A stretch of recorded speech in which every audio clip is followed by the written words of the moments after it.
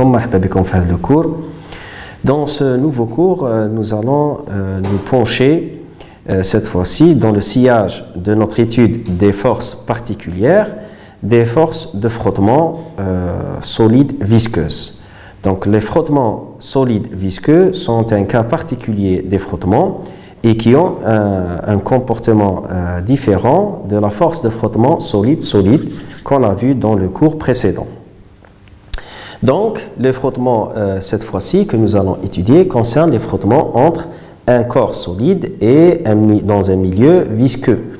Alors, le milieu visqueux, c'est un fluide, et ça peut concerner les gaz, avec leur état dans leur état gazeux, ou les milieux liquides. Alors, commençons d'abord par voir cette expérience. Alors, nous avons ramené un tube où nous allons faire cette expérience. Dans ce tube, nous allons mettre une bille métallique et nous allons voir son comportement. Tube rempli d'une substance liquide, c'est de l'huile, et nous allons laisser tomber une bille et étudions son mouvement. Vous avez observé la chute de la bille. Ce qu'on va faire, on va changer de liquide. On va ramener un liquide beaucoup plus visqueux. En l'occurrence, nous avons utilisé du liquide de vaisselle, de type Isis. Et nous allons refaire la même expérience et observer cette fois-ci aussi le comportement de la bille dans ce milieu. Alors, deuxième essai, une bille dont remarquez comme ça descend lentement. Donc quand nous avons pris cet enregistrement et nous avons pris des delta T réguliers, pris les photos par intervalle de temps régulier, vous avez l'habitude de faire ça en TP, et nous avons reporté les positions successives à des intervalles de temps réguliers. Et on remarque que dans le cas de l'huile, les espacements qu'on est en train de voir entre les positions delta T sont assez régulières. Donc, pour les mêmes intervalles de temps delta T, nous avons des delta X ou delta Y, si vous voulez, parce que c'est l'axe Y, identiques. Ce qui suggère que durant la chute de la bille dans ce milieu visqueux, dans ce liquide qui est de l'huile, présente un comportement de type mouvement rectiligne uniforme, à vitesse constante. Donc, certainement, elle a commencé avec une vitesse 0, donc elle a dû accélérer rapidement, puis atteint une certaine vitesse, et cette vitesse est restée constante. Dans le deuxième cas, la vitesse était beaucoup plus lente et on a pu voir déjà sans ralentissement que la bille descendait avec une vitesse assez régulière, et c'est confirmé par la prise des images successives à des intervalles de temps delta T identiques qu'on a aussi des delta X identiques pour des intervalles de temps delta T. Donc delta X sur delta T, ça me donne des vitesses moyennes identiques, donc la vitesse, durant le parcours de la bille, la vitesse de la bille restait constante, une vitesse limite, mais qui est beaucoup plus faible que dans le cas précédent. Donc, sur la lumière de ce qu'on a vu, on peut bien sûr changer de fluide pour obtenir des valeurs intermédiaires, et chaque fluide va présenter le même comportement. Seulement, qu'est-ce qui va changer? C'est juste la vitesse limite qui va ne pas être identique dans chaque cas. Et essayons d'étudier un peu le comportement ou d'en tirer une équation qui va nous permettre de définir cette force, la formulation de la force de viscosité. Donc, si nous avons des positions successives de la bille à des intervalles de temps delta T, au début, les intervalles de temps étaient trop petits, puis commençaient à s'élargir, donc la vitesse a commencé à augmenter. Et donc, à partir de là, à un certain moment, la vitesse restait constante. Et on remarque que les delta Y, même dans l'expérience, les deux expériences qu'on a vues, qu'on vient de voir, ce qui suggère que la vitesse restait constante. Donc, la première loi fondamentale de la dynamique me dit que si j'ai une vitesse constante, ce qui implique que nous avons une accélération nulle, donc la somme des forces est égale à 0. Afin d'extraire la relation, nous allons refaire une expérience, mais cette fois-ci sur une cuve. Donc nous avons une cuve, et dans cette cuve, nous avons mis un liquide visqueux, et nous allons mettre un disque dans cette cuve, et on va essayer de lui donner une vitesse initiale. Donc dans cette cuve, le disque démarre avec une vitesse v0, et progressivement, il va ralentir jusqu'à son arrêt. Et nous allons reporter les différentes vitesses en fonction de la distance. Cette fois-ci, pas en fonction du temps, mais en fonction de la distance. Qu'est-ce qu'on remarque? On remarque que le comportement du disque vis-à-vis de la distance est un comportement linéaire. Donc la vitesse diminue au fur et à mesure qu'on avance dans les distances jusqu'à s'annuler à x0. Donc le comportement suit une droite linéaire de pente négative. Donc c'est facile de modéliser ce comportement parce que c'est une droite et donc c'est de la forme y est égale à ax plus b. Donc on peut extraire la pente, c'est égal à moins v0 sur x0 et le b qui est égal à v0. Donc je peux écrire l'équation de la vitesse de la forme moins la pente qui est v0 sur x0 fois x plus b qui est cette fois-ci v0.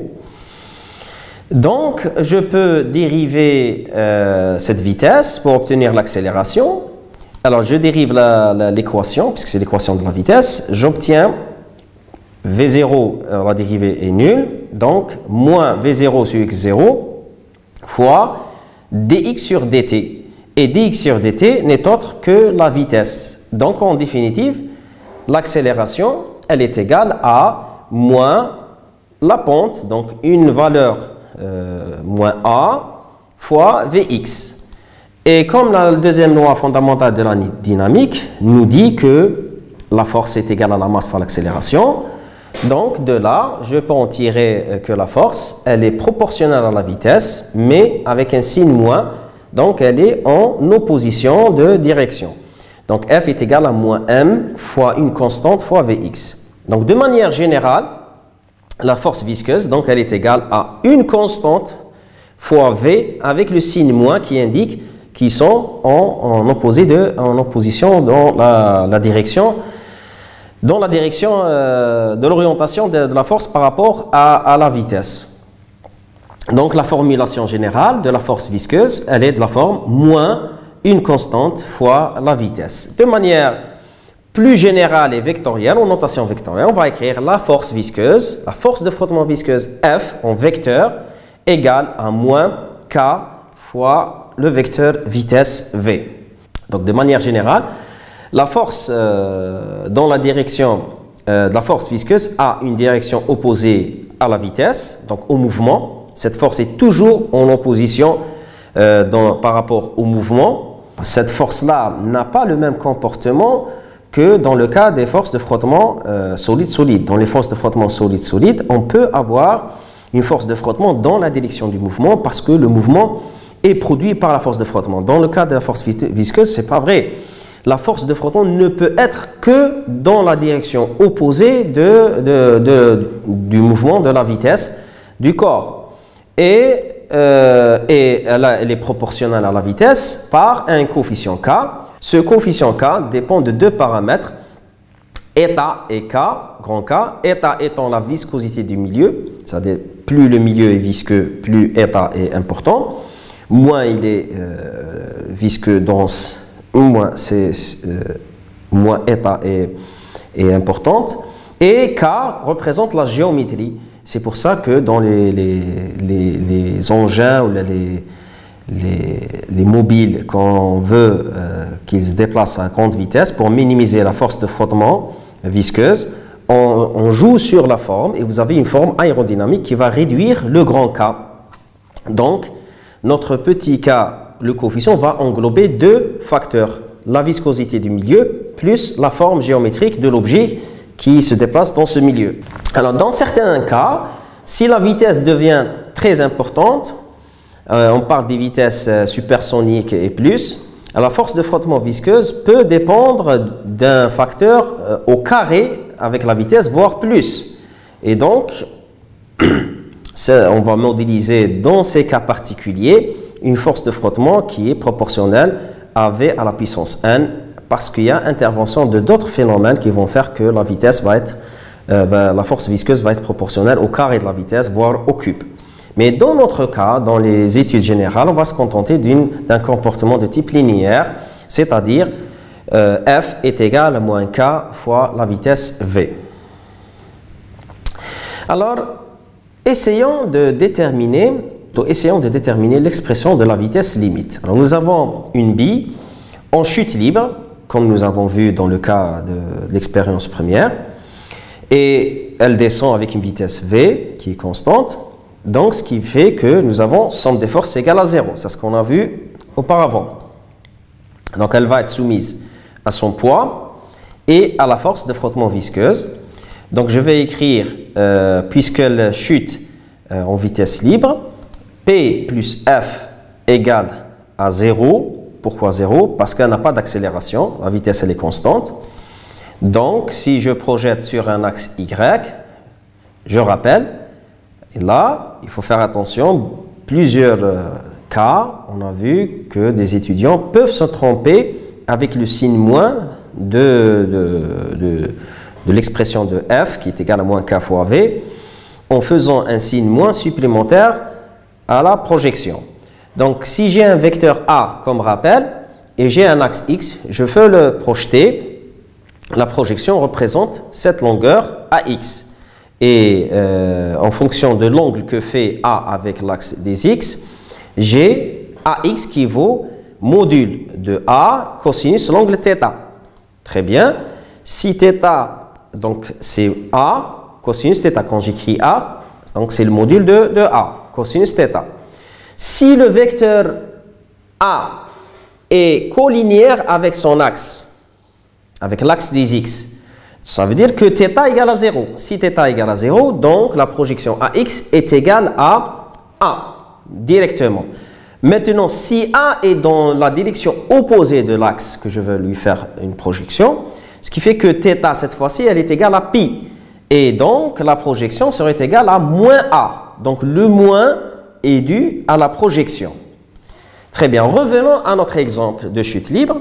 Donc, si j'ai l'axe orienté vers le bas, le vecteur poids a une projection positive. Je vais écrire plus P, donc plus mg.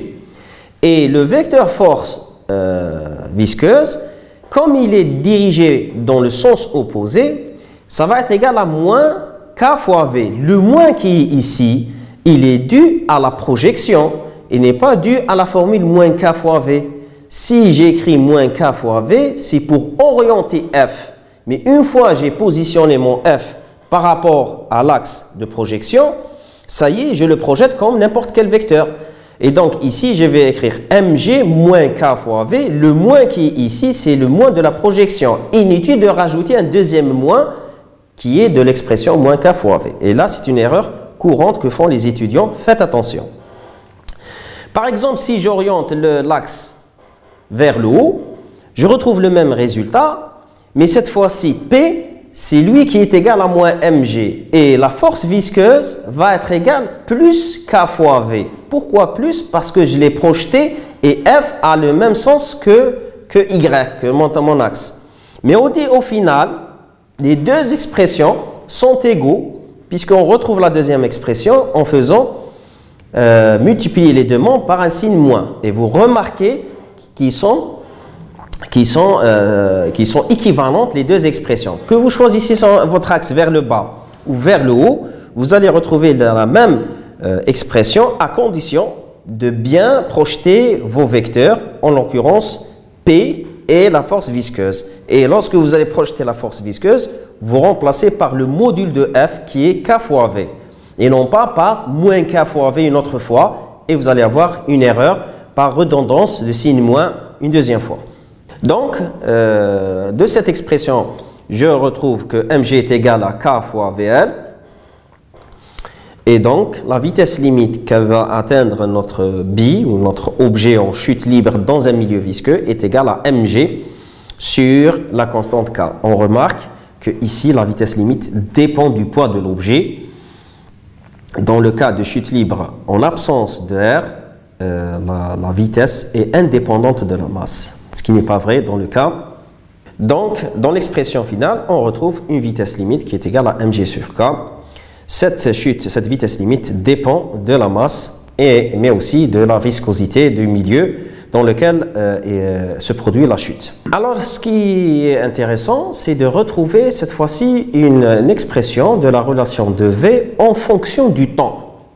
Et en fonction du temps, sachant bien que la vitesse limite, elle est égale à V égale à mg sur k. Donc, on a atteint la vitesse limite, mais comment va se comporter la vitesse de 0 jusqu'à cette valeur qu'on vient de retrouver? Donc, il y a une évolution pour atteindre cette limite.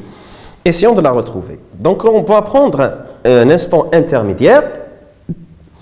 Et dans l'instant intermédiaire, la force visqueuse n'est pas suffisamment grande pour s'opposer au poids, pour avoir somme des forces égale à 0, puisqu'elle démarre de 0 à vitesse 0. Et plus la vitesse augmente, plus la force visqueuse elle augmente jusqu'à égaler le poids. Et c'est pour ça qu'on va avoir après une vitesse limite constante.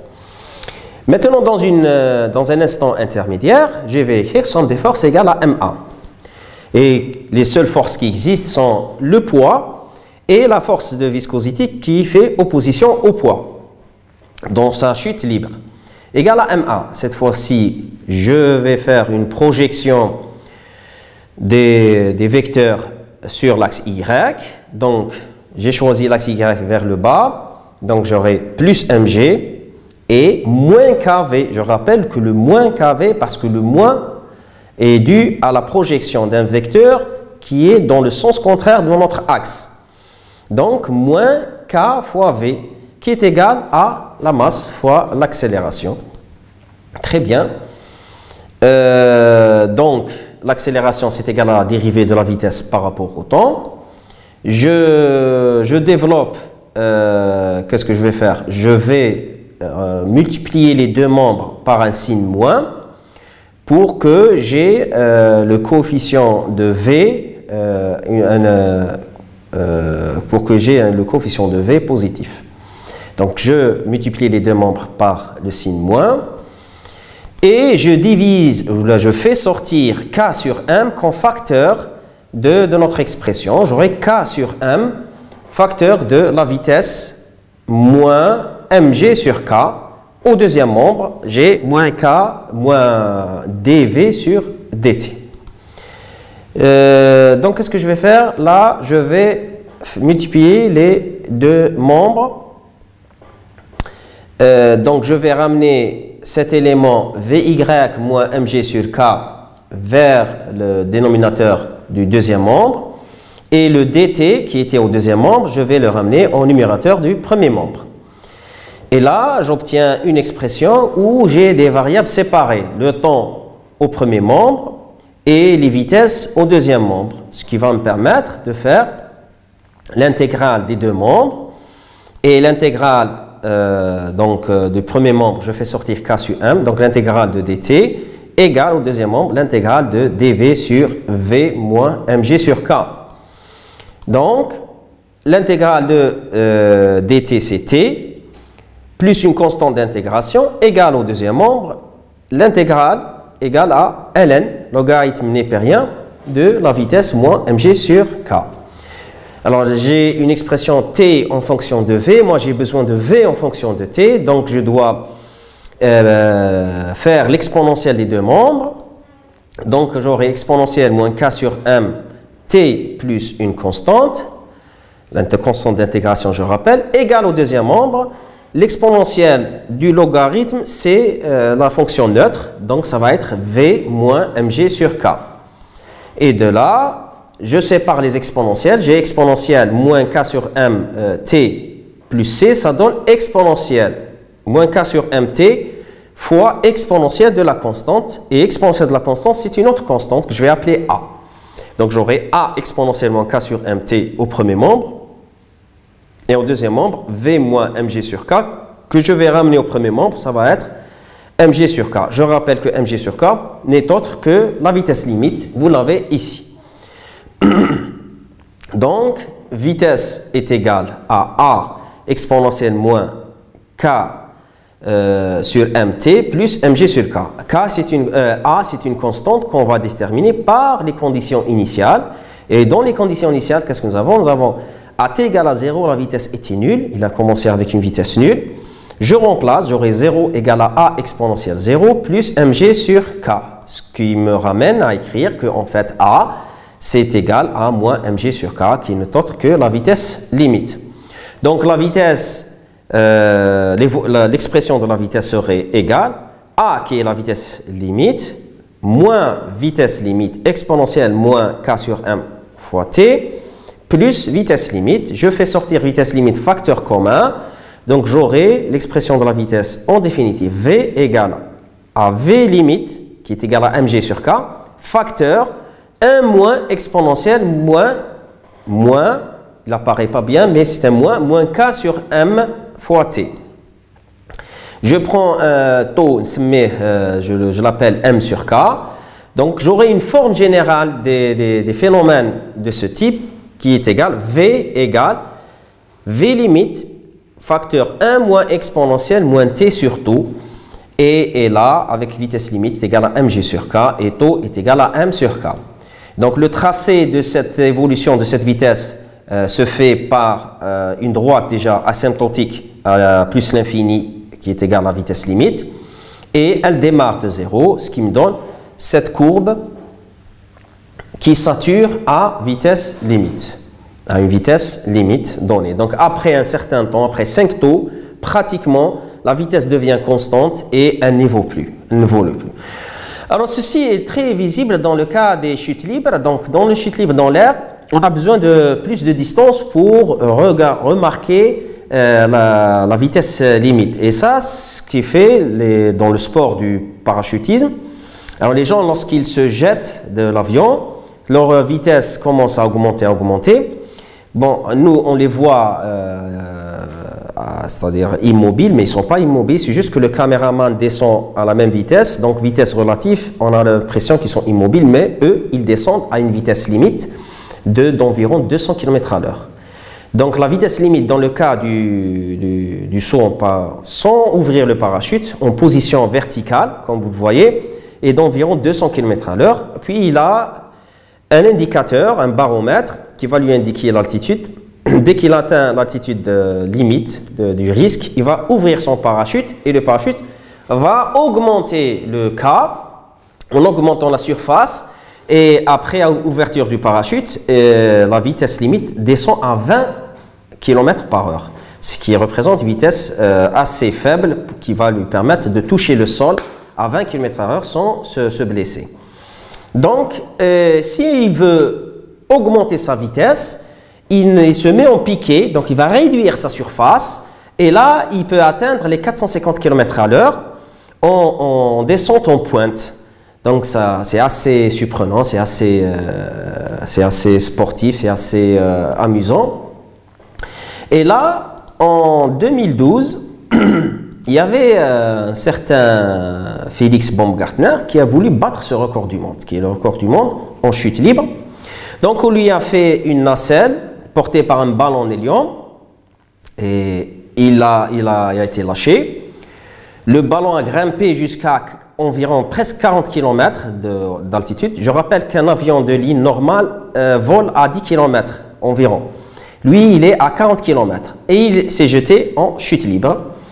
Et sa vitesse commençait à augmenter puisque l'air est très peu dense à cette altitude. Donc, le K est très faible et il peut atteindre des vitesses. Et il a atteint la vitesse de 1357 km par heure. C'est une vitesse qui est le record du monde jusqu'à présent, dans chute libre, en dépassant la vitesse du son. Et bien sûr, il y a eu un petit incident. Bon, il a commencé à tourner autour de lui-même, mais après un certain temps, il s'est stabilisé. et il a déployé son parachute pour atterrir en sécurité. Pour atteindre cette vitesse limite, il a fallu jouer sur les deux paramètres, surtout sur le paramètre de K. En prenant de l'altitude, l'air est moins dense, donc sa viscosité est trop faible. Donc il peut monter en vitesse pour atteindre 1357 km/h, qui, je rappelle, dépasse la vitesse du son. Donc vous imaginez, c'est un homme sans, il n'est pas dans un avion, c'est pas un avion de chasse, et il atteint cette vitesse. Alors, parmi les applications de cette force visqueuse en technologie, il y a l'amortisseur. On connaît tous les amortisseurs des voitures, et pas que des voitures, tous les systèmes mécaniques pratiquement ont un moyen pour amortir leurs vibrations, leur fonctionnement. Et la modélisation des amortisseurs, par exemple dans le domaine de l'automobile, se fait par une force F que va appliquer l'amortisseur, qui est égal à moins K, une constante fois V. Le K dépend de l'huile qui est à l'intérieur, de la conception du disque. Tout ça va jouer. Est-ce que c'est un amortisseur pour une grosse voiture, pour un camion ou pour une moto? Mais l'amortisseur va être modélisé par une équation qui va rentrer dans le modèle que vous voulez modéliser, par une équation, cette équation F égale à moins K fois V.